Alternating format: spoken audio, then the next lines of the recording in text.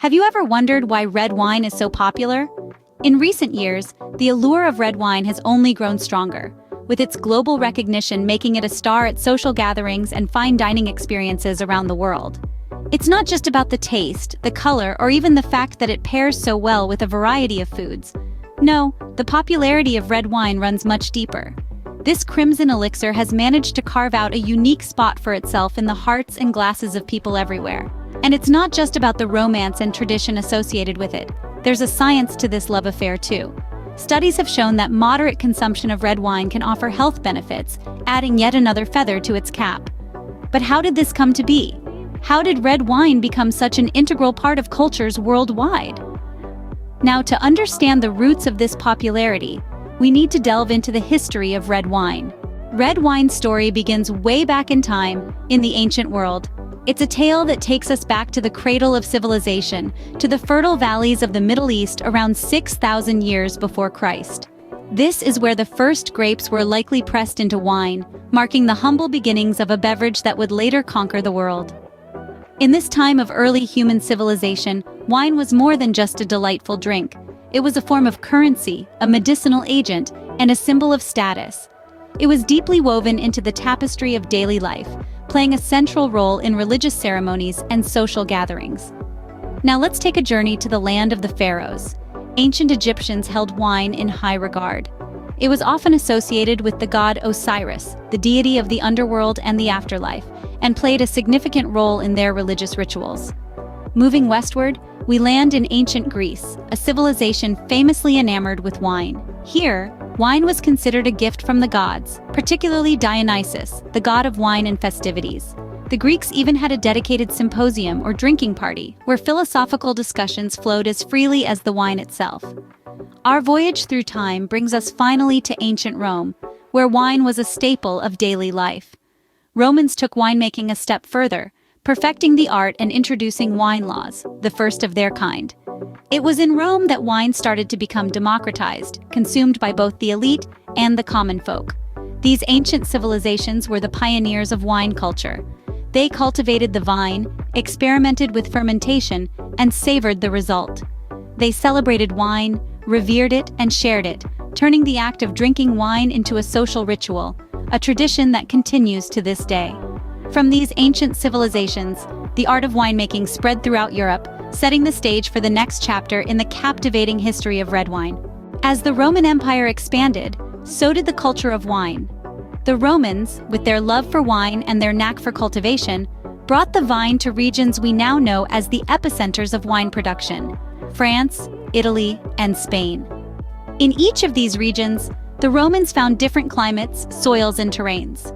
These variations led to the birth of diverse grape varietals and winemaking techniques. In France, for instance, the Romans discovered the perfect conditions for growing grapes that would eventually give us the world-renowned Bordeaux and Burgundy wines. In Italy, the Romans cultivated vineyards from the rolling hills of Tuscany to the sunny coasts of Sicily, setting the stage for the country's diverse array of wines. The Italians, with their inventive spirit, started experimenting with various winemaking techniques, giving birth to the rich and robust Chianti and the delicate, sparkling Prosecco, among others. Moving further west, the Romans landed in Spain. Here, the warm, arid climate was a stark contrast to the cool, moist conditions of France and Italy. But the Romans, being the adaptable folks they were, rose to the occasion. They planted vineyards that would later produce the robust Rioja and the refreshing Cava.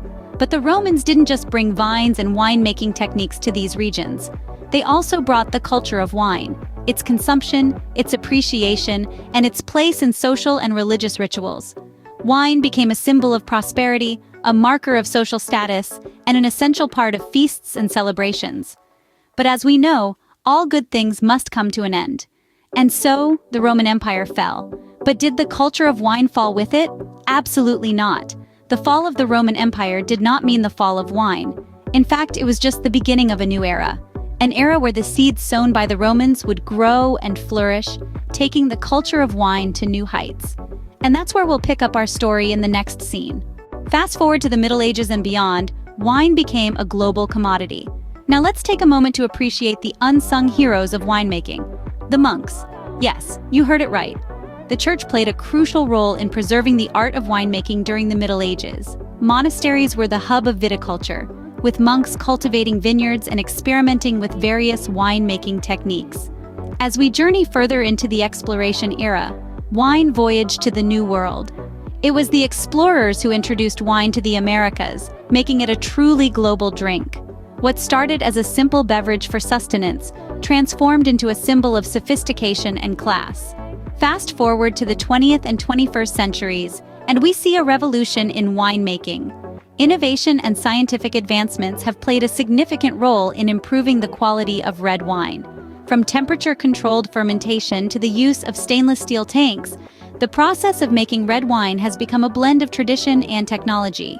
Moreover, the rise of organic and biodynamic wines showcases our growing concern for the environment and our health. And let's not forget about the exciting realm of virtual wine tasting, which has brought the experience of wine appreciation right to our living rooms. Today, red wine continues to be a beloved beverage, enjoyed by many around the world. So there you have it, a brief but rich history of red wine. We've journeyed from the ancient beginnings of this beloved beverage, traced its spread through Europe where it garnered fame and prestige, and landed in our modern era where it enjoys global popularity. Each sip is a testament to centuries of cultivation, refinement, and passion. Next time you sip a glass of red wine, remember the centuries of history that have contributed to that delightful taste. Until next time, cheers!